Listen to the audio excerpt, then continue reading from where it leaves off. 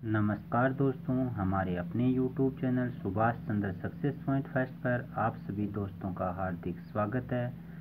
दोस्तों, कल हमने आधुनिक भारत से जुड़े हुए कुछ महत्वपूर्ण प्रश्नों के बारे में चर्चा की थी पार्ट नंबर 1 के अंदर, और उसके बाद में हम आगे बढ़ेंगे और अगले प्रश्न में आज 9 जून 2023 की जो क्लास है उसके अंदर हम चर्चा करेंगे आने वाले जो महत्वपूर्ण प्रश्न हैं जो सभी परीक्षाओं में आ रहे हैं, और जो कैंडिडेट जो विद्यार्थी इनको कवर कर पा रहे हैं उनका सिलेक्शन भी परीक्षाओं में हो रहा है और वो सरकारी जॉब प्राप्त कर रहे हैं।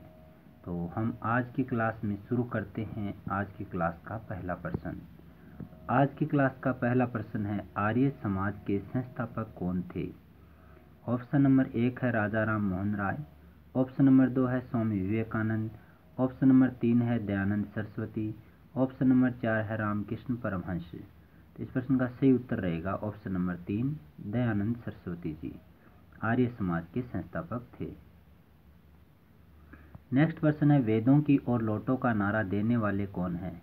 ऑप्शन नंबर 1 है स्वामी विवेकानंद, ऑप्शन नंबर 2 है राजा राम मोहन राय, ऑप्शन नंबर 3 है दयानंद सरस्वती जी, ऑप्शन नंबर 4 है बाल गंगाधर तिलक जी। तो इस प्रश्न का सही उत्तर है ऑप्शन नंबर 3, दयानंद सरस्वती जी ने वेदों की ओर लौटो का नारा दिया था। इसके बाद में अगला प्रश्न है, राष्ट्रीय गीत वंदे मातरम किस ग्रंथ में संकलित है?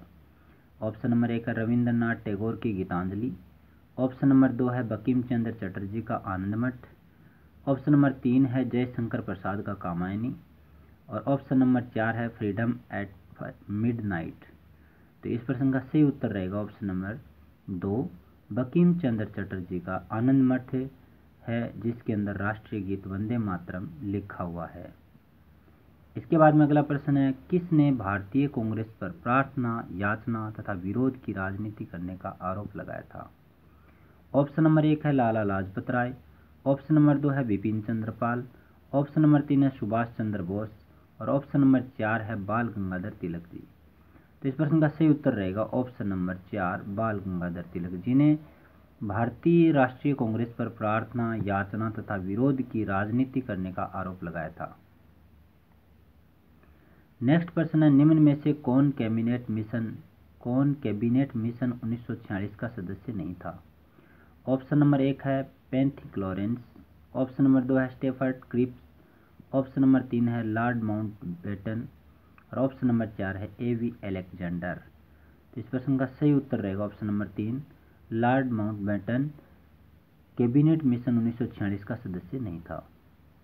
नेक्स्ट प्रश्न है, निम्नलिखित घटनाओं को उनके काल क्रमानुसार व्यवस्थित करना है, ताकि करने के बाद में नीचे दिए गए विभिन्न क्रमों में से सही उत्तर का चयन करना है।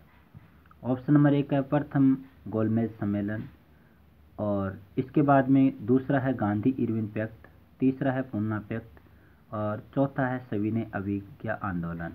तो इनका हमें क्रम है वो बताना है, और इनका क्रम रहेगा 4, 1, 2, 3।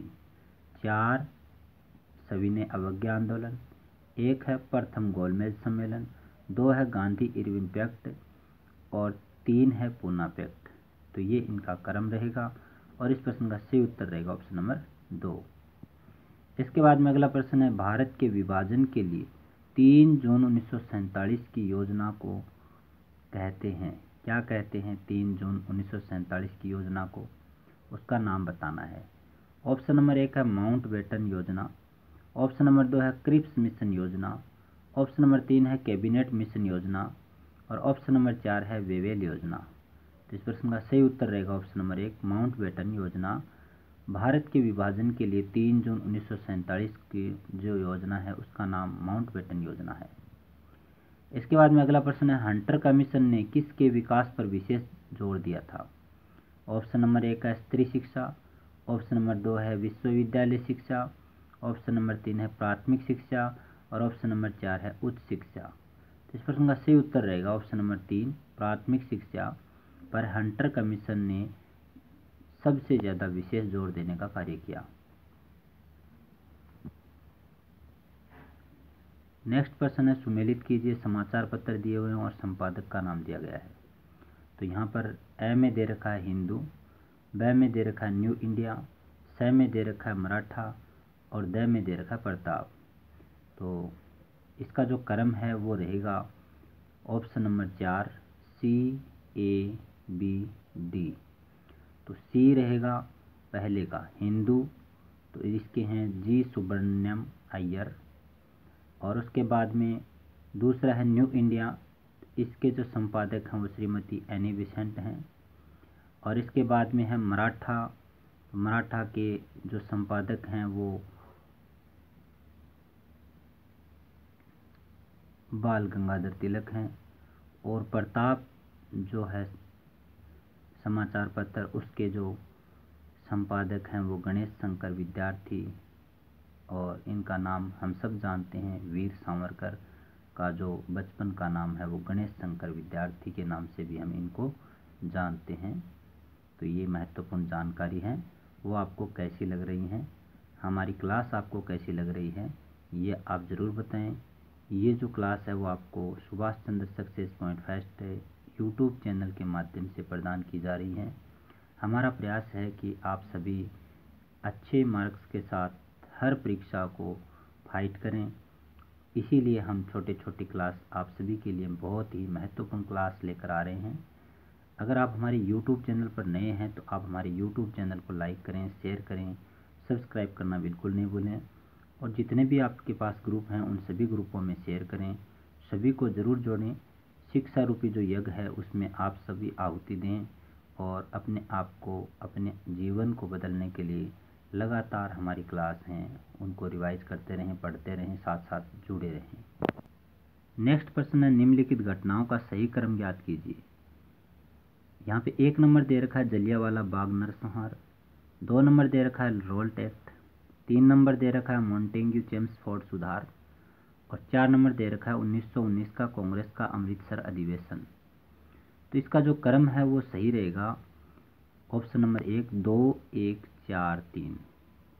2 है वो रोल्ट एक्ट है, 1 है जलियांवाला बाग हत्याकांड, 4 है 1919 का कांग्रेस का अमृतसर अधिवेशन और 3 है मॉन्टेग्यू चेम्सफोर्ड सुधार। तो इस प्रकार से इस प्रश्न का सही उत्तर रहेगा ऑप्शन नंबर 1। इसके बाद में अगला प्रश्न है, वह नेता जो महात्मा गांधी के राजनीतिक गुरु थे। ऑप्शन नंबर 1 है बाल गंगाधर तिलक, ऑप्शन नंबर 2 है GK गोखले, ऑप्शन नंबर 3 है दादा भाई नौरोजी और ऑप्शन नंबर 4 है रविंद्रनाथ टैगोर। तो इस प्रश्न का सही उत्तर रहेगा ऑप्शन नंबर 2 GK गोखले, जिनका पूरा नाम है गोपाल कृष्ण गोखले। नेक्स्ट प्रश्न है, महात्मा गांधी जी ने दांडी अभियान आरंभ किया था। ऑप्शन नंबर 1 है साइमन कमीशन के विरोध में, ऑप्शन नंबर 2 है नमक कानून भंग करने के लिए, ऑप्शन नंबर 3 है पूर्ण स्वराज्य की मांग पर जोर डालने के लिए और ऑप्शन नंबर 4 है सांप्रदायिक पंचाट के विरोध में। तो इस प्रश्न का सही उत्तर रहेगा ऑप्शन नंबर 2 नमक कानून भंग करने के लिए महात्मा गांधी जी ने दांडी अभियान प्रारंभ किया था। इसके बाद में अगला प्रश्न है, सारे जहां से अच्छा हिंदुस्तान हमारा के लेखक थे। ऑप्शन नंबर 1 है अबुल कलाम आज़ाद, ऑप्शन नंबर 2 है भगत सिंह, ऑप्शन नंबर 3 है सर सैयद अहमद खां, ऑप्शन नंबर 4 है मोहम्मद इकबाल। तो इस प्रश्न का सही उत्तर रहेगा ऑप्शन नंबर 4 मोहम्मद इकबाल। सारे जहां से अच्छा हिंदुस्तान हमारा के लेखक मोहम्मद इकबाल हैं। इसके बाद में अगला प्रश्न, निम्नलिखित में से किसे अंग्रेजों ने भारत का आधुनिक नक्षत्र कहा था। ऑप्शन नंबर 1 है रामकृष्ण परमहंस, ऑप्शन नंबर 2 है स्वामी दयानंद सरस्वती जी, ऑप्शन नंबर 3 है राजा राम मोहन राय जी, ऑप्शन नंबर 4 है स्वामी विवेकानंद जी। तो इस प्रश्न का सही उत्तर रहेगा ऑप्शन नंबर 3 राजा राम मोहन राय जी हैं, उनको अंग्रेजों ने भारत का आधुनिक नक्षत्र कहा था। इसके बाद में अगला प्रश्न है बहुत ही महत्वपूर्ण प्रश्न हमारी क्लास का। उस प्रश्न में हम ध्यान से देखें, प्रांतीय द्वैध शासन प्रतिफल था। ऑप्शन नंबर 1 है भारत सरकार अधिनियम 1935 का, ऑप्शन नंबर 2 है मॉन्टेग्यू चेम्सफोर्ड सुधारों का, ऑप्शन नंबर 3 है मार्ले मिंटो सुधारों का, ऑप्शन नंबर 4 है इंडियन काउंसिल एक्ट 1892 का। तो इस प्रश्न का सही उत्तर रहेगा ऑप्शन नंबर 2 मॉन्टेग्यू चेम्सफोर्ड सुधारों का प्रांतीय द्वैध शासन प्रतिफल था। नेक्स्ट प्रश्न है, poverty and un British rule in India नामक पुस्तक के लेखक थे? ऑप्शन नंबर 1 है बाल गंगाधर तिलक, ऑप्शन नंबर 2 है जवाहरलाल नेहरू, ऑप्शन नंबर 3 है दादा भाई नौरोजी और ऑप्शन नंबर 4 है महात्मा गांधी। तो इस प्रश्न का सही ऑप्शन है वो है ऑप्शन नंबर 3 दादा भाई नौरोजी की पुस्तक का नाम है poverty and un British rule in India नामक पुस्तक दादा भाई नौरोजी ने लिखी थी।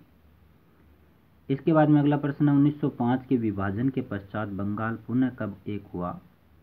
ऑप्शन नंबर 1 है 1909 में, ऑप्शन नंबर 2 है 1910 में, ऑप्शन नंबर 3 है 1911 में, ऑप्शन नंबर 4 है 1971 में।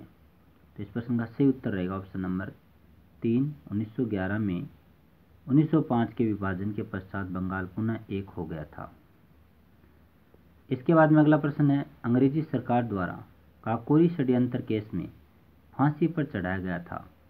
ऑप्शन नंबर 1 है चंद्रशेखर आज़ाद को, ऑप्शन नंबर 2 है राम प्रसाद बिस्मिल को, ऑप्शन नंबर 3 है प्रताप सिंह बारहट को और ऑप्शन नंबर 4 है सचिन सान्याल को। तो इस प्रश्न का सही उत्तर रहेगा ऑप्शन नंबर 2 राम प्रसाद बिस्मिल को अंग्रेजी सरकार द्वारा काकोरी षड्यंत्र केस में फांसी पर चढ़ाया गया था। और इसके बाद में लास्ट प्रश्न आज की क्लास का, भारतीय राष्ट्रीय कांग्रेस के प्रथम मुस्लिम अध्यक्ष थे? ऑप्शन नंबर 1 है अबुल कलाम आज़ाद, ऑप्शन नंबर 2 है एम रहमतुल्लाह शानी, ऑप्शन नंबर 3 है हकीम अजमल खां और ऑप्शन नंबर 4 है बदरुद्दीन तैयब जी। तो इस प्रश्न का सही उत्तर रहेगा ऑप्शन नंबर 4 बदरुद्दीन तैयब जी भारतीय राष्ट्रीय कांग्रेस के प्रथम मुस्लिम अध्यक्ष थे। तो दोस्तों ये आज के महत्वपूर्ण प्रश्नों की क्लास, हमने इसमें कुछ प्रश्न हैं जिनकी चर्चा की है हमारी आज की क्लास के अंदर और बहुत ही महत्वपूर्ण प्रश्न जिनकी हमने चर्चा की है आज की क्लास में। ये क्लास आपको लगी कैसी? अगर आपको हमारी क्लास अच्छी लगी है तो आप हमारे YouTube चैनल को लाइक करें, शेयर करें और सब्सक्राइब करना बिल्कुल नहीं भूलें। आप सबका ये अनमोल सहयोग इसी प्रकार से हमारे साथ यूं ही बना रहे, ऐसी आशा और उम्मीद हम करते हैं।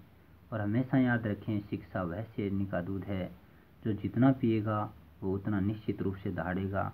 तो तैयार हो जाइए शिक्षा रूपी शेरनी के दूध को पीने के लिए और अपने जीवन को संवारने और बदलने के लिए और अपनों के सपनों को पूरा करने के लिए आप मेहनत कीजिए।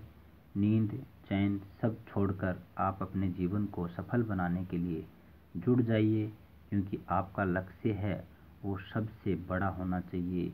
ये जो टारगेट है उसके लिए आपको क्या करना है, लगन और मेहनत से काम करना है और जीवन में सफलताओं को प्राप्त करते हुए अपने जीवन को और अपनों के जीवन को बदलना है।